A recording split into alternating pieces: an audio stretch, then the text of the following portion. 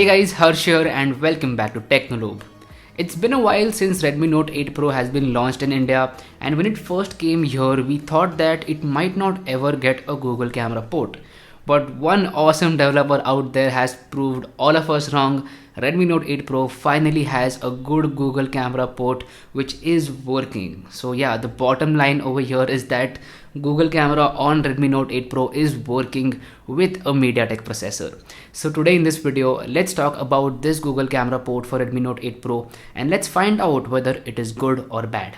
Now, if you're wondering why my Redmi Note 8 Pro looks so awesome, it's because of Capes India. So Capes India is a brand which offers some of the most high quality skins out there for a lot of phones, including the Redmi Note 8 Pro.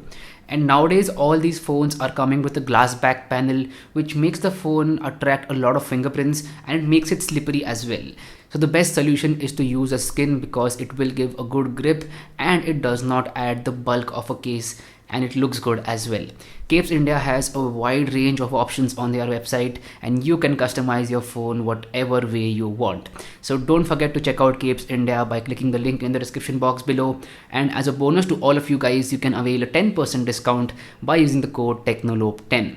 Now with that out of the way, let's compare the images from stock camera application and Google camera for Redmi Note 8 Pro. So as you can see, there are some differences between the images, and 8 out of 10 times the stock camera is actually better than Google camera.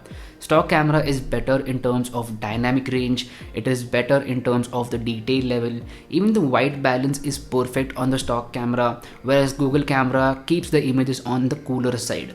Now that does not mean that Google camera is bad by any means. It is a good port, but it's just that the stock camera is way more optimized than Google camera right now, and Xiaomi has done a great job with the stock camera application and kudos to them. Now there are some places where Google camera is actually better. For example, low light photography. When it comes to low lighting conditions, Google camera is actually better and produces images with less noise, and that is very important. But the white balance factor applies here. Google camera keeps the images on the cooler side and that is kind of annoying. So I'm hoping that in the next iteration of the Google camera, they will fix this white balance issue. Now when it comes to the front camera, I actually like both of these applications and the white balance point is applicable here as well. Google camera is keeping the images on the cooler side and you can clearly see that in the sample photos.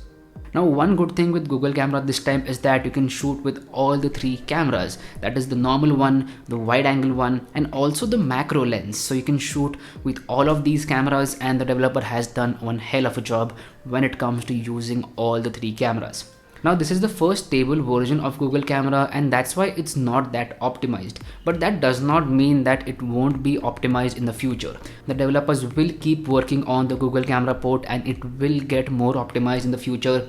And if it gets to a point where it's better than the stock camera application, then I'll make one more video.